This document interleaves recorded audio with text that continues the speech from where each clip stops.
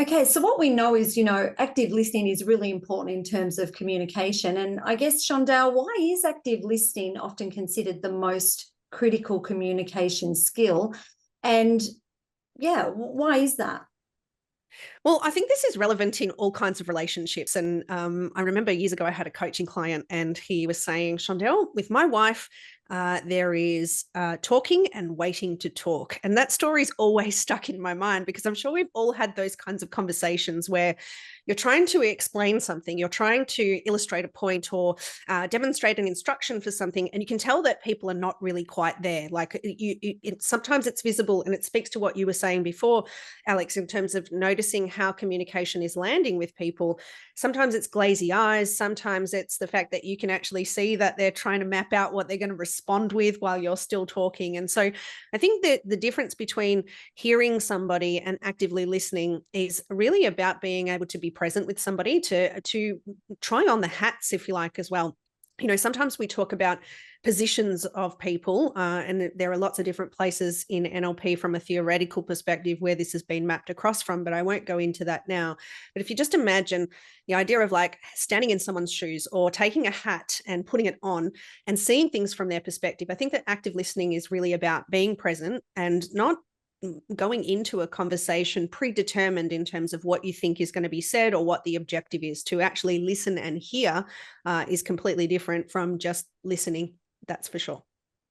Yeah, I remember where we would go through that process of people looking at a problem in training, and we do the analogy of try the problem on. Actually think about that problem and actually associate into that problem before you answer, because otherwise you're not really sort of getting that connection with that person, which is really interesting.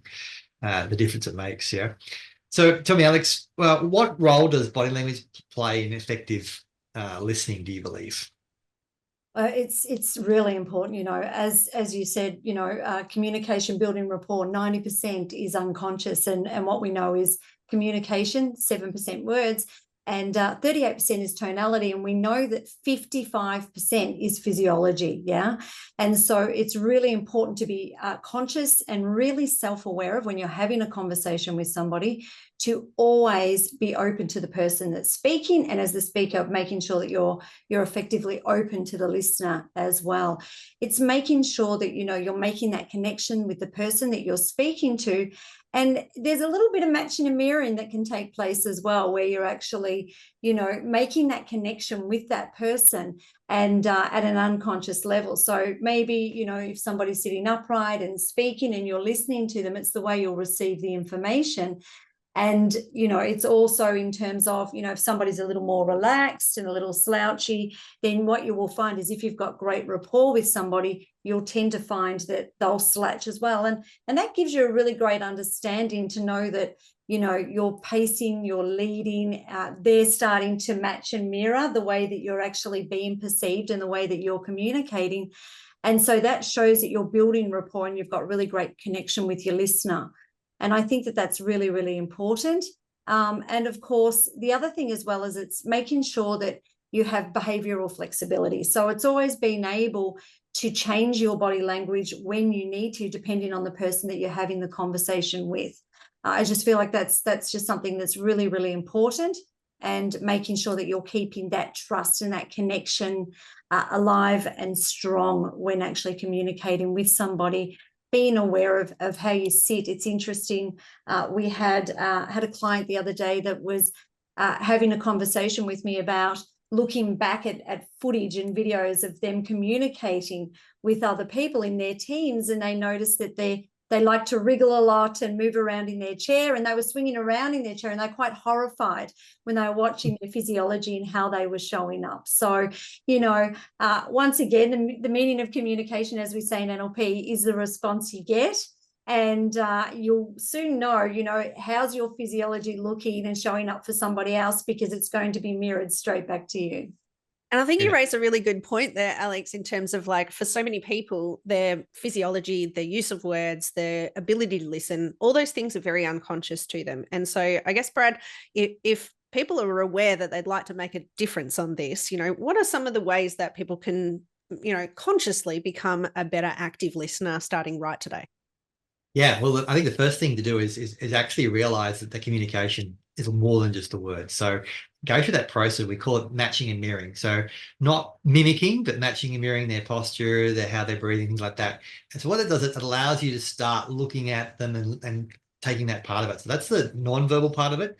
But when it really comes back down to that listening, I think if you're going through and listening to what the person's having to say, and you actually create some questions back on that content when they're going through some how and what questions, and open-ended questions, to really be able to get deeper into the conversation of what they're saying. And again, we're not talking chit chat, we're talking about communication for an outcome in that scenario. It really helps, because what happens is that you have to listen to them to sort of understand and work out that question to go through that. And then you're asking a question about what they've said to go deeper on that process. And it really helps for you to understand the thinking behind that communication. And one of the questions you can often ask is, how could they think that? Or what's the purpose of this? What's their intention in this scenario? And it allows you to sort of go through deeper in that. Obviously, eye contact is really important. Distractions away of phones and those other things are all ways of which you're going to break that down. But going there and actively listening for the purpose of understanding what's really going on here at a deeper level is a great way to start that concept of improving your ability to listen and get in there. And, I think that this is all about bringing those things conscious and the practice of that. And we've had a couple of events recently around developing and building habits. And so I guess it'd be great to kind of chime into this or tap into this. What are some of the top habits that foster trust in communication? What do you think, Alex? Top habits. Yeah, absolutely. Top habits is making sure that you're clear on what it is that you're wanting to communicate, and be clear on what is the outcome. Yeah. What is it that you're looking to achieve? So we want to know that we're creating certainty with the person that we're speaking to, and that we're creating trust. And we want to make sure that when we actually know what the outcome is that we're looking for, that we're able to articulate that well. And one of the ways that we do that is we like to build an air of certainty with the person we're communicating with. Yeah. So when we're communicating and speaking with somebody, we want to make sure that we're clear and concise, and we're certain with what it is that we're saying. We want to make sure that in turn we're being authentic and we're showing up, and and once again, as Brad said earlier, and that we're interested, and that we're showing interest, and that builds trust. When we project ourselves as an authority, the listener absolutely looks at the person that is speaking to them, and once again, will internalize and know that the person that I'm speaking to is an authority. They're certain in what it is that they're saying. They're speaking to me, they're clear about what they're saying, and they're all in, on what it is that they're actually speaking about. It's having the conversation with people. It's making sure that you're not interrupting when people are speaking. It's allowing them to finish and allowing them to, speak about their thoughts and their feelings, so that they actually have a feeling that they're being heard. So once again, that builds a lot of trust. And, what we want to do is we want to make sure that we're empathetic. So we don't want to be sympathetic when we're communicating with people, but we certainly want to make sure that, we're curious, that we're listening to them, we suspend our judgment, we make sure that they understand that we're respecting their model of the world, and we're trying on what it is that they're communicating with us, so that we're able to, sometimes summarize what it is that they've said to us, paraphrase, repeat it back to them, to let them know that they understand that they're being heard as well. And I think these are things that are really important in being able to make sure that you're communicating effectively, and that you're building that trust, and you're creating a space where people know that they can actually come to you when they need to. So I guess, my question is, Shondell, how can leaders create a culture with trust within their teams? Yeah, well, I think, we talk about habits, we talk about that ability to do, the process of repetition and practicing that and being present. And I think, if you're a leader, you should be doing exactly the same things as you're expecting from the people that are in your team. And so that builds a sense of transparency. And one of my favorite sayings is really that, people are going to make up a narrative. So they'll decide what's going on. So one of the things that's great to do as a leader is, if there is a challenge, or you know that there's some tough news coming up or what have you. Like, people are going to catastrophize it anyway.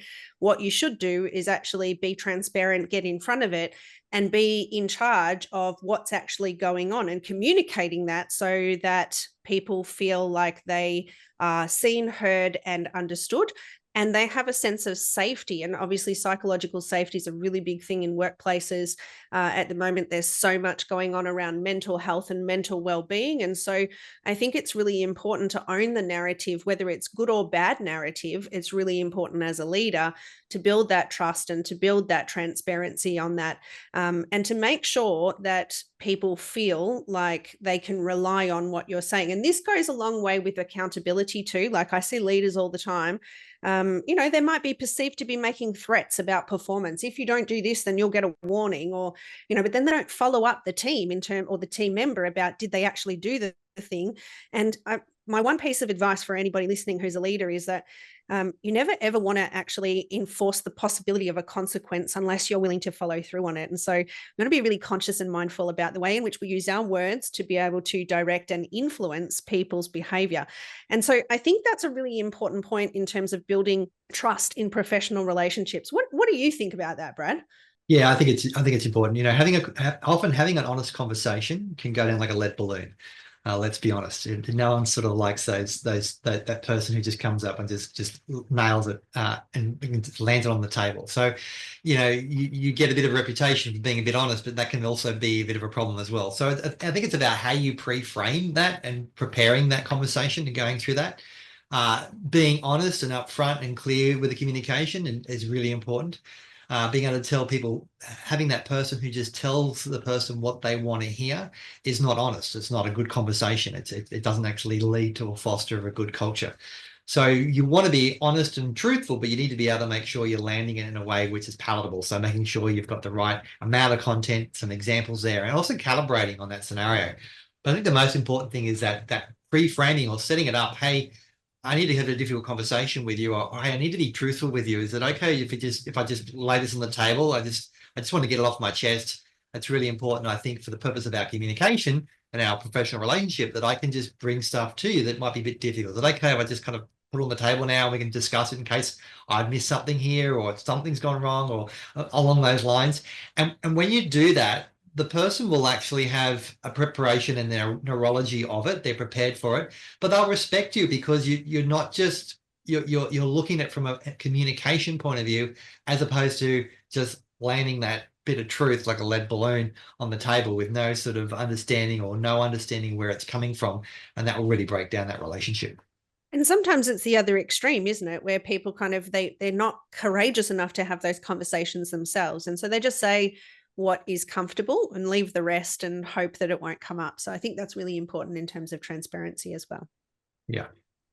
So I think when it comes to language, a lot of people are unconscious about their language, but most of the time we're using our words in a way to be able to influence people. And what a lot of people are not conscious of is that the choice of language that you have will actually impact the results that you get. So I think this is a really important part around the way in which we use language to influence, right? Absolutely, for sure. And, once again, it's looking at getting results. It's knowing the outcome, Shondell. And I know that we've talked about that before.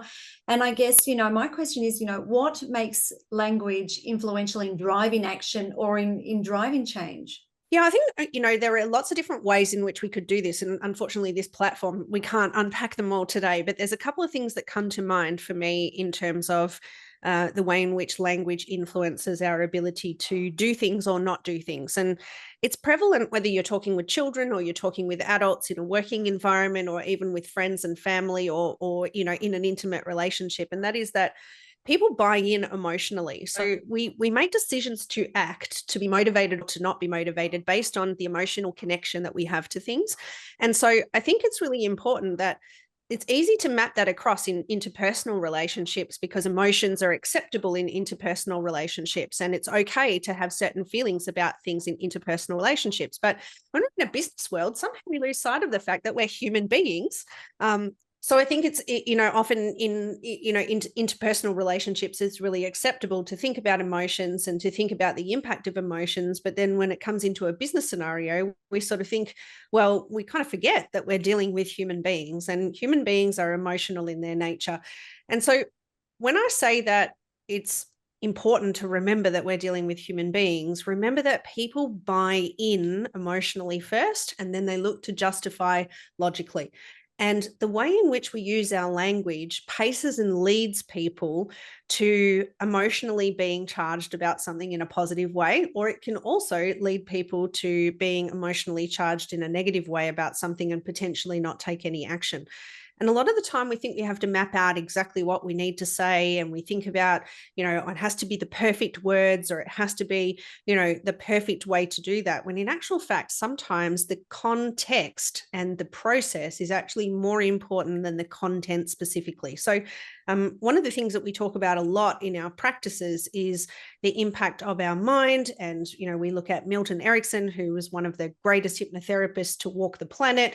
We look at people like Virginia Satir, who is a grand dame of family therapy. And these people were studied in the impact of how we use NLP. But why I'm mentioning it today is because a lot of the time it's the actual process that we use to communicate that makes a difference around how people receive us. So you could tell a story about something that is connected to something that you'd like someone to do, talk about the journey that someone went on, the emotional impact, the challenges, all of those sorts of things. And that might be more impactful than telling somebody exactly what to do. And the reason for that is because when you tell a story, it allows somebody to make their own connections subconsciously to the steps and the processes. Whereas I don't know about you guys, I certainly know for me, not many people like being given prescriptions and being told exactly what to do. When you share a story or you give someone a clear call to action around what they need to do, what it allows them to do is make their own connections and feel in charge and empowered about what it is that they're going to do. And I think that really makes a difference in terms of the way we use the language to drive that influential action. Isn't always just about saying, hey, you need to do this. It's about how do we take people on that emotional journey and get them emotionally connected to what it is that we're actually asking them to do. Yeah, it's so interesting because sometimes it seems like it's so simple. I mean, I had a coaching session yesterday with someone and like going, this big problem, and they're laughing when I spoke to them and asked a few questions, and they're going, oh, it's just so simple.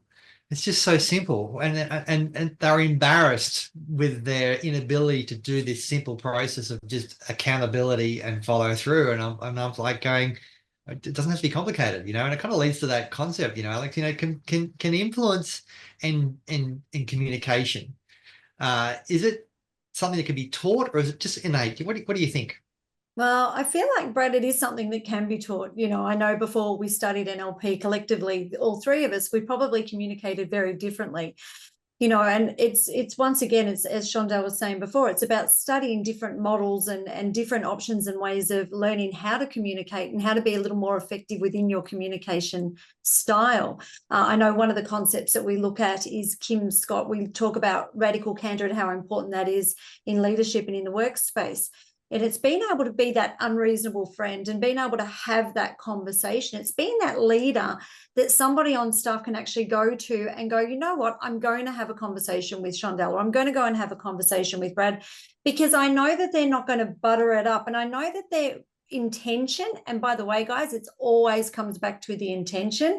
Their intention is good, and I know they want the best for me and they're looking to bring out the best in me. So I know if I have a conversation with these guys, I know either one of them is going to be really, really honest. And they may tell me something that I don't necessarily care to hear and want to hear. Yeah. But it's something that I need to hear. And it's going to help me in my growth and my evolution, my journey within becoming a phenomenal leader myself. It's being able to know how to communicate and put boundaries in place. That's really, really important. It's one of the things we talk about a lot. And the other thing as well, as Brad, you mentioned it before, it's about pre-framing, and it's being able to have a conversation with somebody, but set the conversation up so that it's received well. There's different ways of delivering. And, I don't like saying this because it is something I used to hear growing up a lot from my mother was, have you ever heard this term? It's not what you say, but it's how you say it. You know, Yes. we certainly have a saying in NLP that if you pre-frame things well, you'll get away with anything. Just Yes. about anything. Just about anything.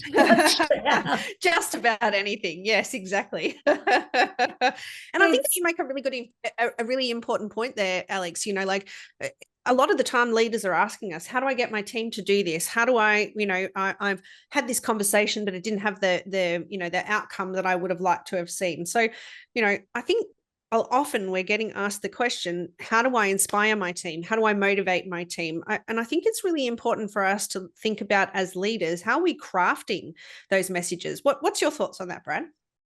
Yeah, I think that going through that process of, and we've got a way that we use it, and it's called, you know, in the concept of framing for outcomes, and it's really setting someone up for knowing how to communicate, whether it be verbal or email or both, and getting very, very clear on that. And the purpose is really making sure that you're communicating with the intention. You're starting with the end in mind and going through and doing that.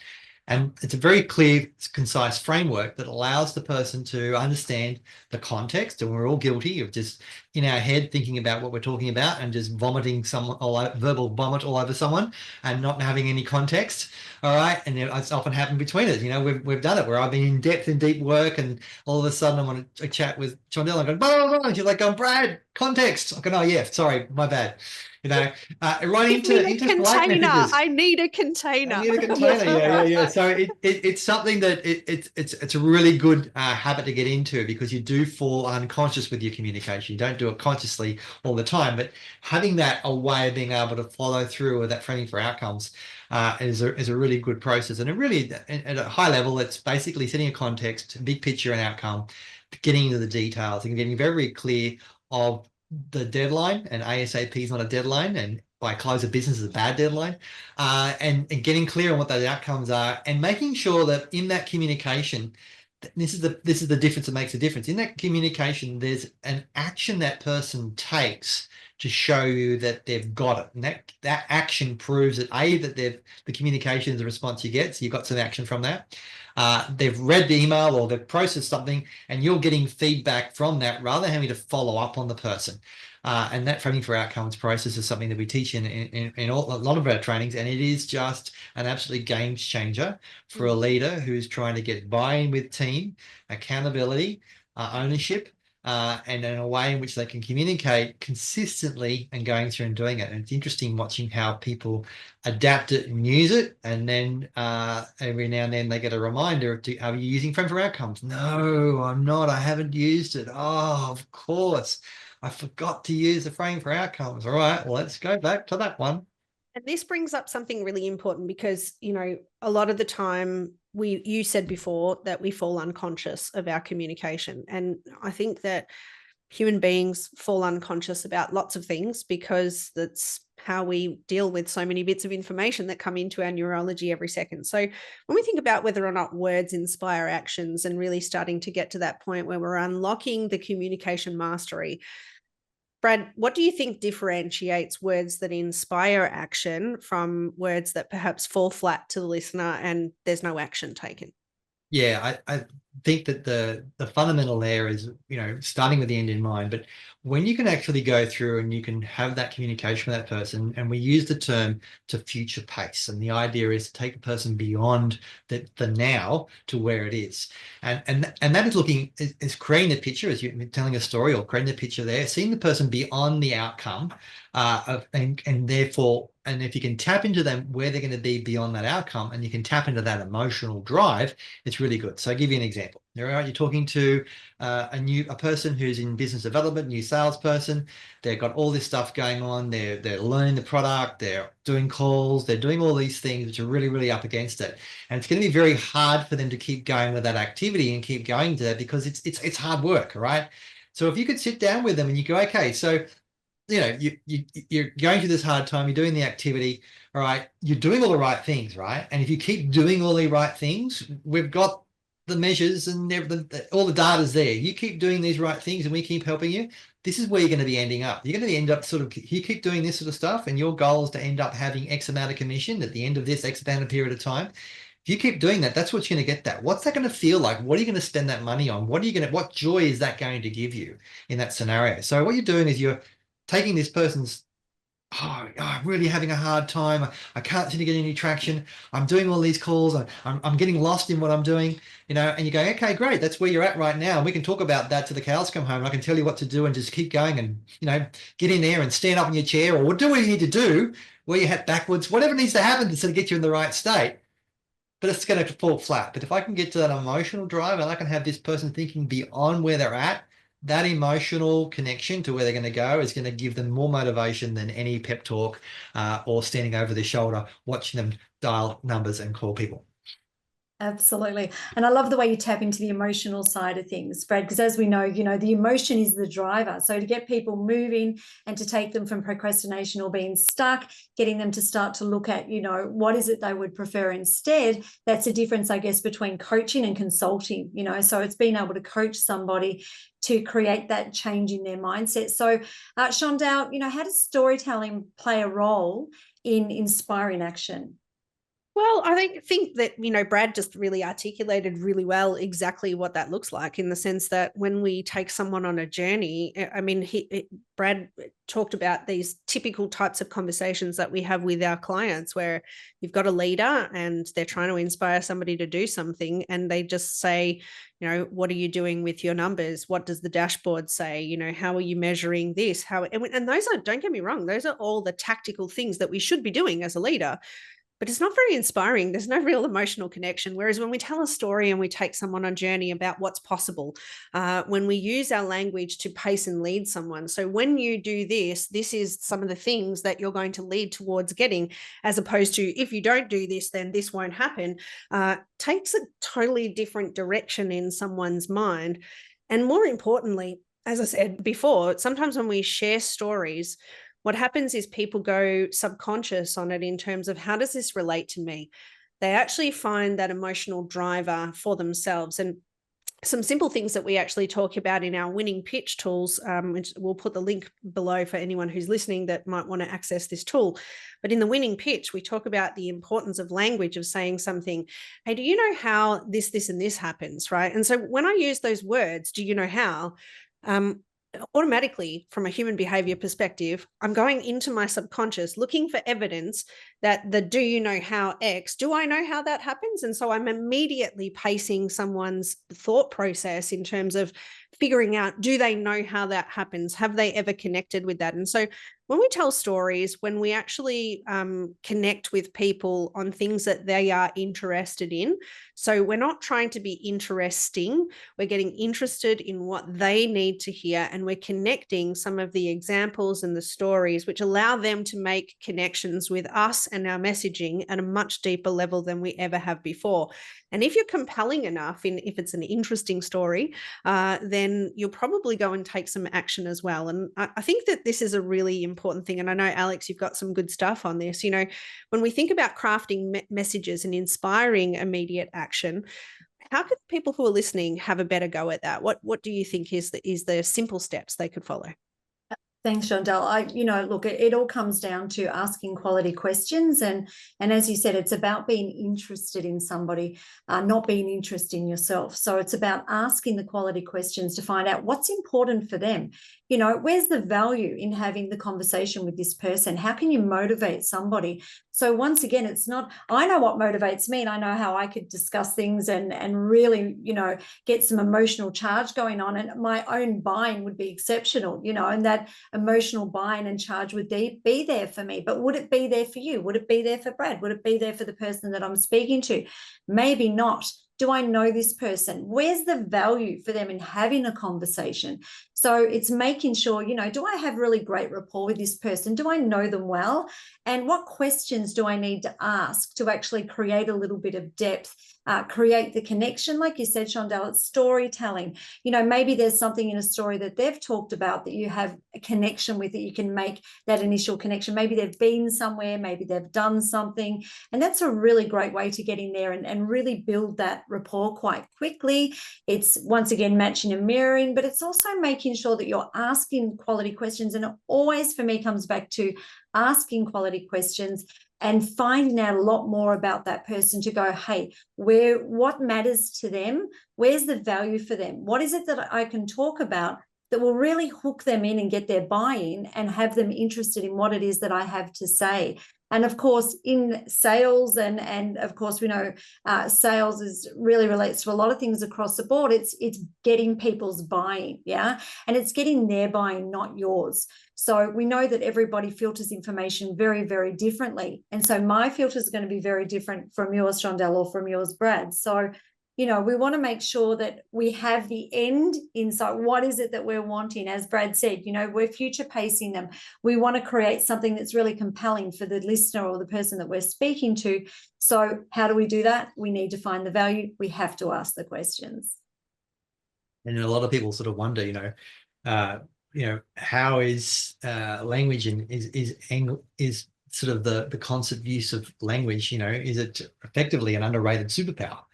And you go through and you sort of see people who are really good at language. And I know you've had this happen, Shondell, and I've had it as well. And people go, how did you do that? I just need you in my back pocket when I have these situations. What did you say? And I'm like going, and a lot of times you say stuff and you're in the process of doing it, and you become, through being aware of it, you do become unconsciously competent at a certain point by going through it, and you forget what you've said, and you're like, I don't know what I just said. It was brilliant. Say it again. I don't know. It just sort of comes out like that. And I know you've had that scenario, and so again, Alex, we have that. So it is an underrated superpower. So, Shondell, what makes language such a powerful tool in leadership and sales?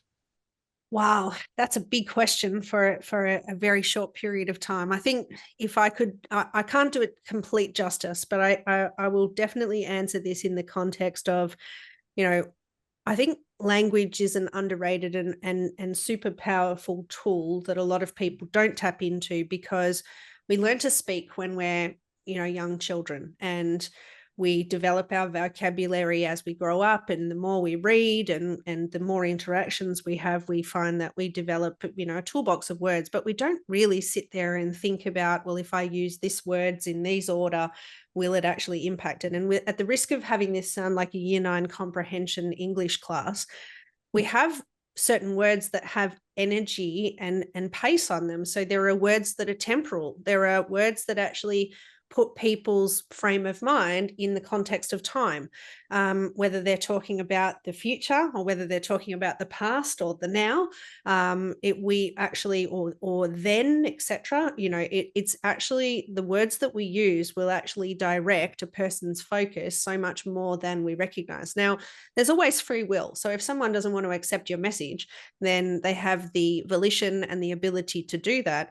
However, what we've noticed is that when people use language and say things the way that they want them, and they use the right temporal language, and they use the right pace, and they use the right modal operators of things that are possible versus, when things are a necessary, thing that we need to do. So all these are the mechanics of the language that we use, and we can say the same thing using different words and have a totally different outcome. And it still blows my mind to this day. I mean, we are very practiced in this area. Like you said, Brad, we have clients that say, how did you so elegantly say that? I just need your words, right? So I literally have a client in WA. She's gorgeous, and she messages me and she goes, I just need your words on how to put this, because you just put it so elegantly and so much better than how I could ever do it. And so I think the way in which we start to get conscious of our language and use it with intention is really so important, because it can be the difference between a successful outcome and a great relationship with someone that creates everlasting opportunities, or it could be the demise. And I'll give one example, because that was very abstract and generalized. And the one example is, let's just take a simple process of objection handling. How many people get an objection and then they move straight to arguing with their client? They use the word but. They will say that the person's wrong in what they're thinking. And that might be true. Maybe the client didn't understand it the way that you intended it.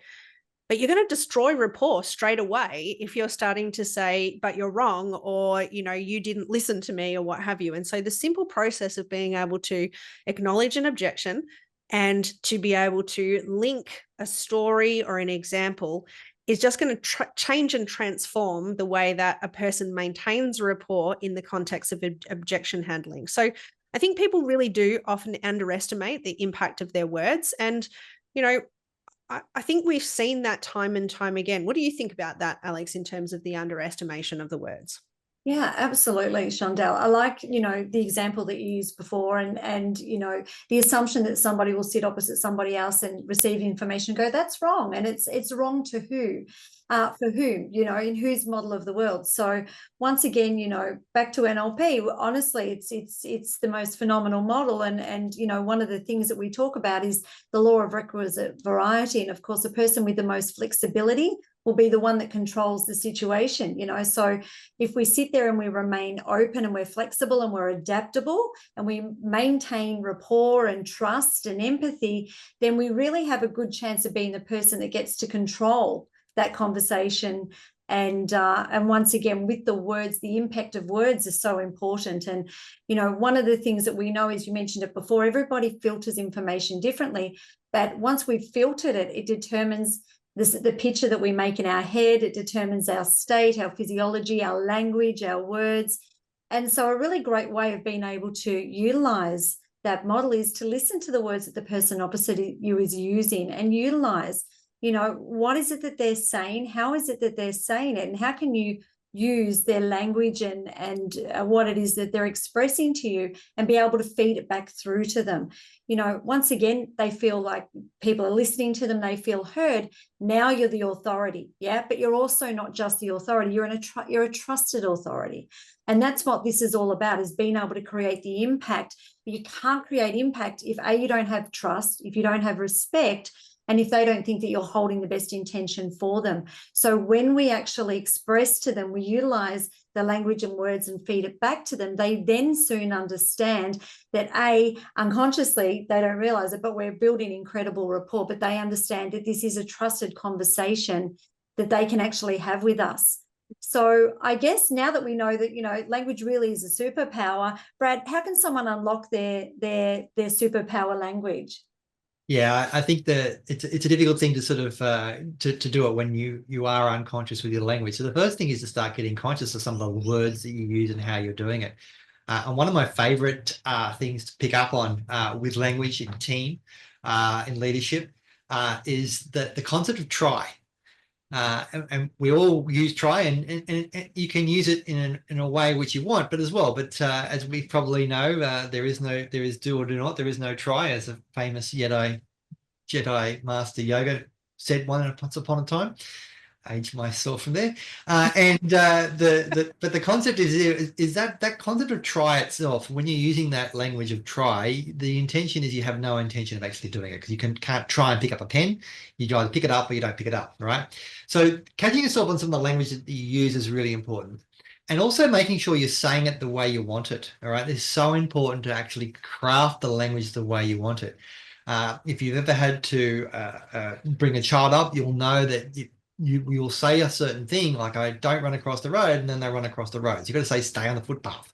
Yeah, so you've got to start getting clear on what I'm actually saying and how do I actually say it the way I want it. How do I make sure the 3-word slogan gets into their head, right? So I've got to say it the way I want it, right? Very, very clear and concise. And I think one of the little exercises you can do in communicating when you're going through and looking at, and I'll give you a framework around this, is when there's an actual problem that you've got that someone's come up with, and you want to be able to go through and help them solve that problem, or you've come to someone with the problem that they're doing, that there's a conversation you've got to have.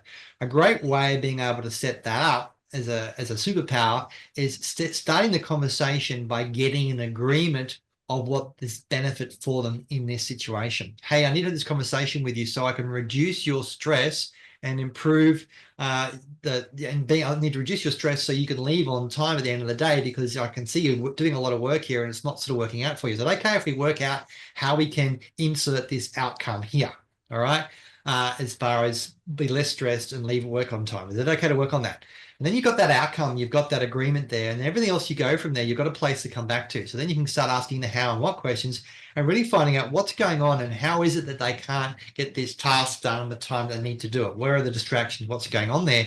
And then obviously the last part of that is being able to have them have some ownership and feeding back what action and activities they're going to take that's going to lead them to being less stressed and leave work on time in that example. And that's a great way of being able to have a use of language that is getting an outcome with action and evidence being taken place by setting up that agreement and then getting deep dive into the concepts after that, to making sure that you've shown and you've communicated with an outcome to get that result. So saying things the way you want it, you know, and an example of that, of how that works, if I said to you, don't think of a blue tree, you had to think of a blue tree, not to think about it. All right, so let's become conscious of what we're saying, and let's be aware and say things the way we want it, as opposed to using what we don't want to take place. And I think that whether you're a leader or whether you're someone who's part of a team that's being led by someone else, and let's not split hairs here. People who are on teams that may not have a management title are still able to demonstrate leadership. So I'm just going to say, if you're a leader, whether you've got the title or not, most people just want to be heard. And so we get a lot of people asking us the question of, I don't know how to get my message to get through. Like, I keep saying stuff to this person, but I just don't feel like they're listening to me. And so this whole thing around the secret of getting people to truly listen to you starts with being present, starts with having a container, starts with being able to connect with what's important to them emotionally. But I guess, Brad, you know, what are some of the key reasons that people will tune out in a conversation? Like, there are times when people do glaze over. What do you think are some of those reasons? Look, from the get-go, I think it's sometimes a scenario where you're not setting up the context. So they're the first part of the conversation, they're just trying to work out what you're talking about. Yeah, in that scenario. So that's a big part of that.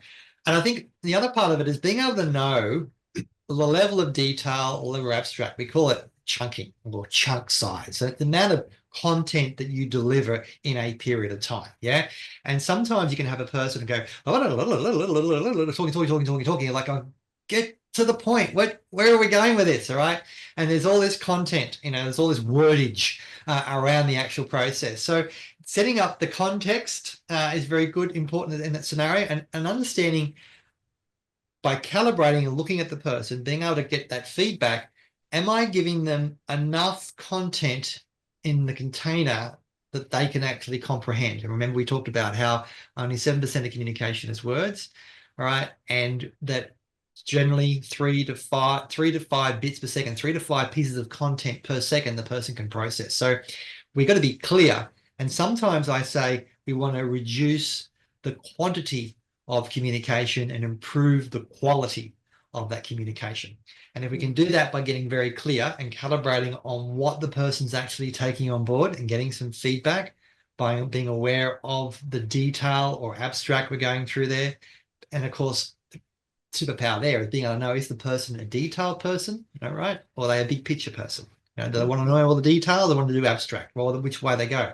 And as a leader, being able to know your team and how they process information, whether they be big picture to details, detail to big picture, that is a way in which you can start off the conversation. Hey, regarding this context, this is the outcome I want. And I just want to know specifically what you're doing towards getting that. All right. And that's going for big picture, context, big picture, and then the specifics. And that would be a way in which you're communicating and you're going through and you're showing that you are effective with your communication based on that interaction with that person.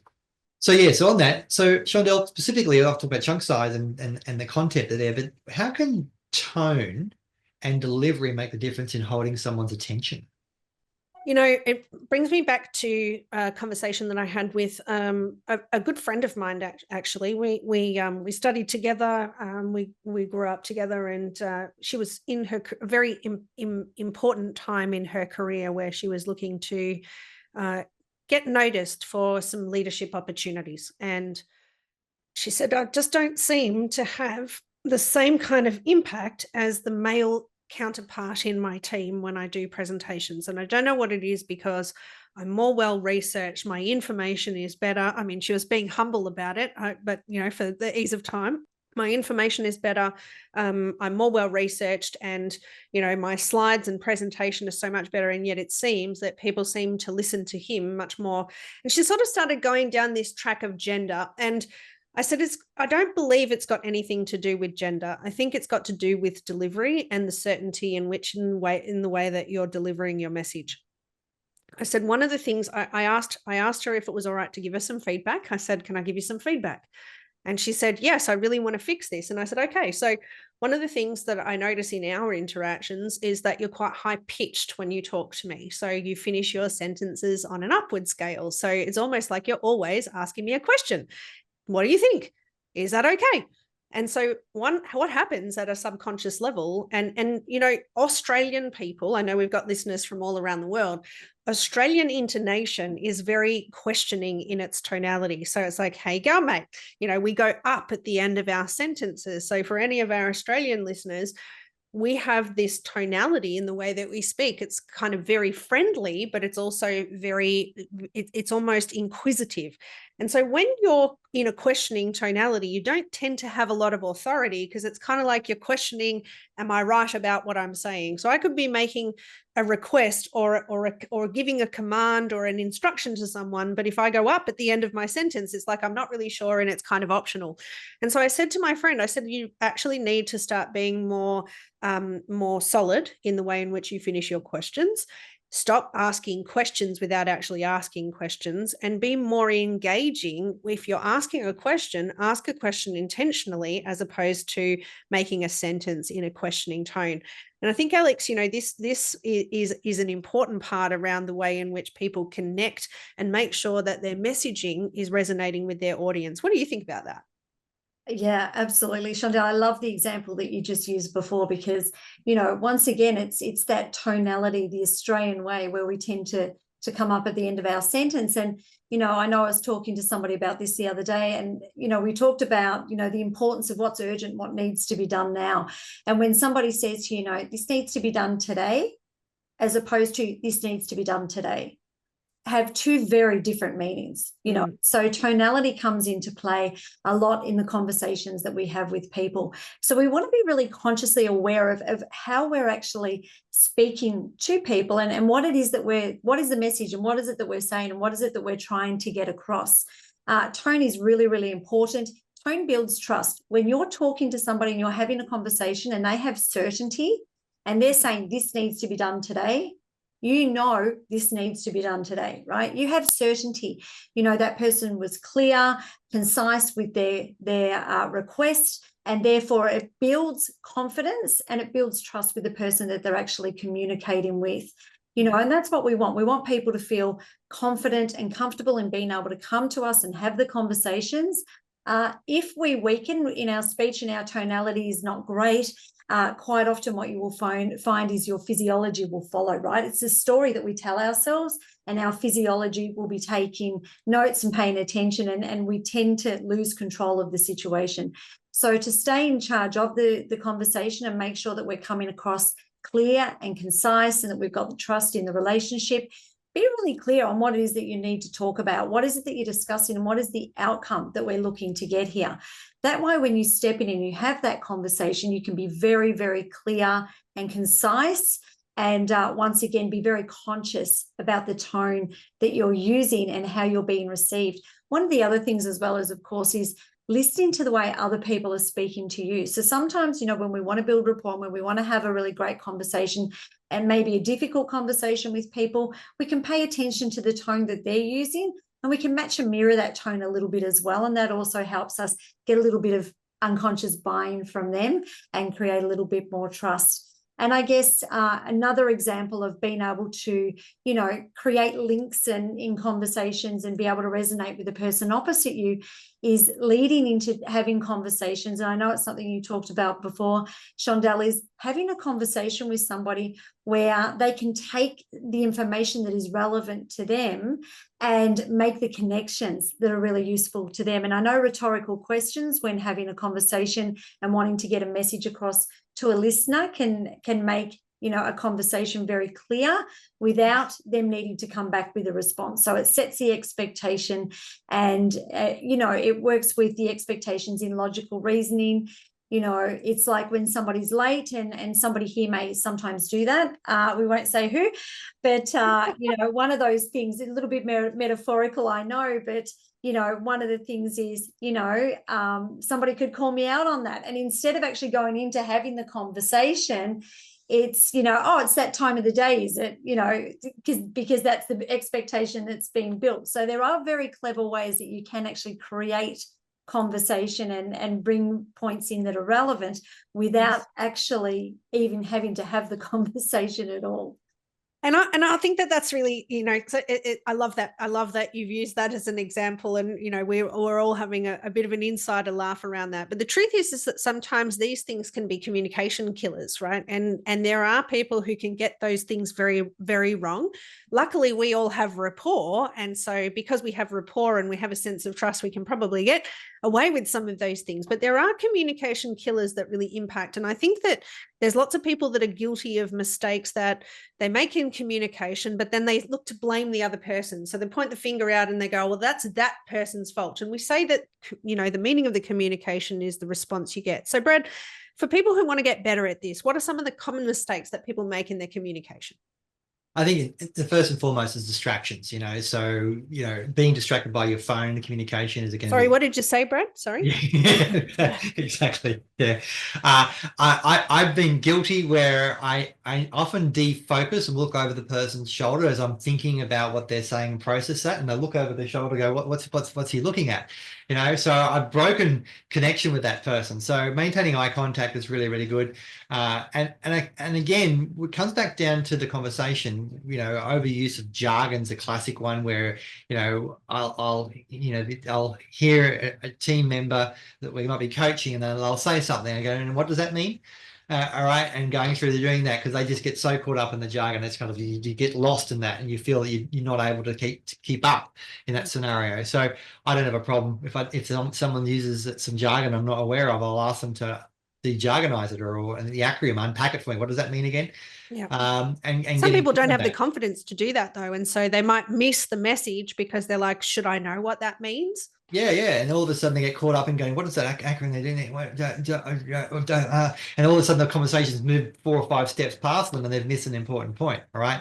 So, you know, I think the other important thing is being able to understand if you're listening to speak or listening to answer, then you're listening how it applies to self. These are ways in which it's really going to sort of kill it in that scenario. And you really want to sort of avoid that process of killing the communication by really going there to talk over the top about your point of view or your idea or what you did.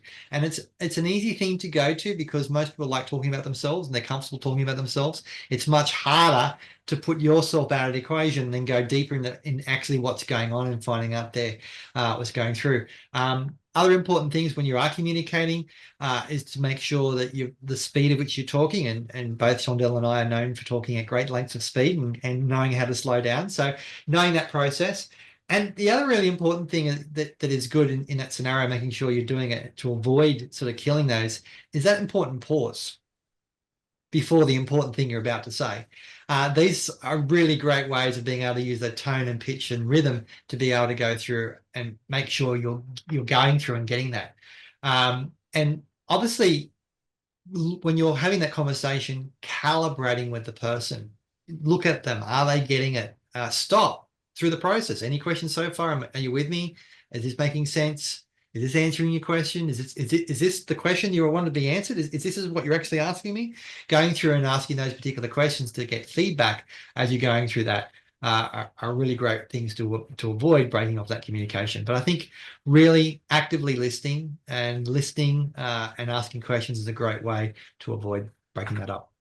Yeah, but one of the things you sort of spoke about just before was listening to speak, you know, and it's like holding your place because you've got something really important or something that you want others to hear, or you feel like there's a lot of value for other people to hear it. So quite often you sit there and you wait and you wait and you wait until there's a pause for you to jump in. And unfortunately, what that means is generally you've missed a lot of information that's actually just been delivered in that conversation. And, you know, there's no bigger, you know, conversation killer than actually not even engaging in the conversation. And once again, it just brings the whole conversation to a halt. So, Shondell, why do you think these communication killers happen, even to, you know, the most skilled professionals? I think at the core of it's such a good question, Alex, because there are people who are super skilled and yet sometimes they still mess it up, you know, and I think that it's almost oxymoronic because the reason that they're messing it up is because they want to do well. And so I think at the core of every single professional or anyone who's got passion for something that they're doing, they become consumed with the idea of doing a good job. And sometimes that consumption of the, you know, if I say it this way, if I do it that way, am I prepared enough? Let me write it all down? I mean, we had one client who was, and hopefully this helps someone who might be doing over preparation as part of this as well. But we have one client who was getting up at 4 o'clock in the morning to look at all of the meetings that they had for the day, and they would actually write down all the anticipated questions that they might be asked, and then like actually writing down all of their responses to how they would respond, and then still feeling anxious because what if someone asked a question that he hadn't prepared for? And like this person was sleeping 4 hours a night. They had children, they had a demanding job. And, you know, this was their solution to trying to do a good job. When in actual fact, some of the things that we need to pay it, like if you're a professional who wants to do a good job, then one of the best things that you can do is be present, right? So if you don't know the answer, saying, look, I don't actually have an answer to that right now. Can I come back to you on that? Is a totally respectful way of handling something in a meeting. Or, you know, having the habit of making sure that you are well planned in terms of your distractions, not overcommitting to things, are all examples of how these communication killers can be avoided. And so the biggest one, if you take nothing else away from what we've talked about, is that just dropping the assumption. You know, when we assume, we make an ass out of you and me, or when we assume, it's the mother of all misunderstandings. And so I think that rather than making assumptions, the best place that you can go to is ask a question, get interested, actually, you know, have the habits of being prepared and well rested and being, you know, ready to take some notes. You know, one of the things that, you know, I'm a chronic note taker, and I know that sometimes people look at that and go, how did you take such great notes? And other people will go, why did you take all of these notes? Like, when will you ever reference them? And I guarantee you that not only does the process of taking notes, whether I type them or whether I write them and then type them later, the process of taking notes helps with retention. It helps me to stay focused. And more importantly, it stops me from having all of that internal dialogue that potentially, that's what you were talking about, Alex, is like disconnecting from a conversation, having internal dialogue and missing half of what's being discussed because you're too busy working out what you're going to say next. So I think that's super important. And you know, I think that often what happens is we have these communication flaws, but either and this is why it's important to have a coach, because sometimes you need to be able to have someone point it out to you because it's unconscious. And you know what? It may not even be a coach. One of the things we do with our coaching clients is sometimes we force them to watch their recordings back and they notice their behavior and how distracted they are. And I think you talked about that earlier, Alex. One of your clients did that very recently. And so when we look at, you know, these flaws and getting them pointed out, then we need to look at first identifying, but then overcoming them. Brad, what are some of the methods that you think are important for people to start with to really start to overcome these flaws? Yeah, thanks, Rondell. And I think that it's really important to understand how we're communicating or how we're going through there. And I think being aware of it yourself, right? So, Alex, how can someone identify and overcome their own communication flaws? I mean, you can sort of look in the mirror, record yourself. What do you think is the best way they're going to do that? Yeah, Brad, I think it's exactly what you've just said. It's, you know, well, there's a couple of things. It can be recording yourself. It can be, you know, if there's meetings where you've been recorded, it's actually going back and viewing the footage and having a look at how am I showing up? You know, am I listening? Am I attentive? Am I hearing everything as I should? You know, once again, Shondell mentioned taking notes. It's really important. I'm also a prolific note taker. You know, sometimes I don't even go back to the notes, but I know they're there if I need them, and it gives me a level of certainty. So that's strategy, right? It's a strategy that a lot of people have. Some people, you know, rely just on memory, which is fantastic. If you're able to do that and you're comfortable with that, then that's fantastic as well. But, you know, for a lot of us, it's about asking for feedback. You know, it's okay to have a conversation with somebody and ask them, you know, look, how am I doing? I really value your judgment and your opinion. And, you know, I'd really like some feedback. Is it okay, you know, if I get you just to give me a little bit of feedback on how I did today? Now, of course, one of the things that we talk about is be kind, you know, when you're giving somebody feedback. So we often talk about the feedback sandwich. So it's showing up and telling somebody about something that they've done that was really great, or really great attribute, or something that they've done exceptionally well. And then it's giving them the feedback so that they're able to listen to the feedback in a way where they know you're showing up for them and you really care about what they're doing well, and you give them, you know, what it is that they could improve on, and then maybe give them some advice in and around that, and then moving forward, you know, and then future pacing them as well. So it's about being kind, it's giving people the feedback. But it's great that, you know, we're having this conversation and making sure that people are mindful and considerate of how they're showing up and how they're communicating with other people. You know, am I empathetic? Do people come to me? You know, check in, have a little bit of a check-in with yourself and go, how am I doing with my team? Do I feel like I'm connected with each person individually? Do I feel like this person would be comfortable and confident enough to come and have a conversation with me? And how am I showing up in terms of empathy? You know, because there's a lot that goes on these days, and there's a lot that gets loaded up on people's plates, and some people not always doing well mentally, you know. So it's being able to know that you're creating, you know, that security for them, psychological security, as Shondell mentioned earlier, and that they're able to come to you and have those conversations. So yeah, for me, it's have awareness, guys. Check in with yourself. How are you doing? How are your connections in the workspace, and how are you showing up? And always a good leader always looks for feedback, because we're always looking to improve. And I think that's really, really important. I just want to say thank you to you both, because, you know, we have so many opportunities to share some of the gold and the nuggets that comes out of, you know, what we're exposed to and looking at every single day. And I know for next month, we're talking a lot about how it's like the next layer of language, how we're using language for being powerfully persuasive.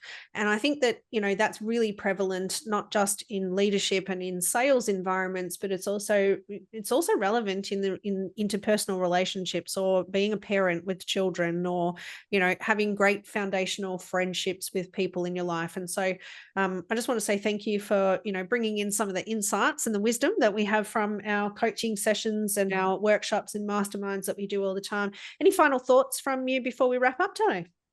Yeah, I think just to start listening to yourself, start going through and listening to what you're saying. If you get an opportunity to watch some recordings of yourself, do that, and ask for feedback. Talk to your team. You know, how, and just ask some honest feedback. Yeah, when I'm talking to you, when I'm communicating with you, what is there areas where you know that I could get the message across clearer or better in that scenario, and be sure to just become conscious of your language. 100%. Awesome. Absolutely. Look, I just think there's been a lot of gold in the conversation that we've actually had today. So if you've only just jumped in and caught a snippet, make sure you go back and listen to a lot of the other things that was spoken about. There's been a lot of gold, a lot of processes and things that have been spoken about that I think you'll find really, really helpful.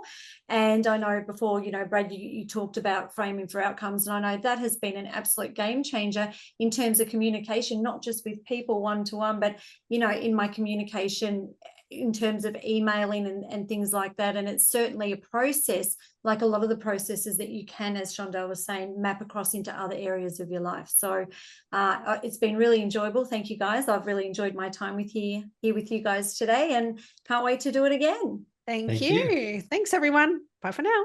Bye.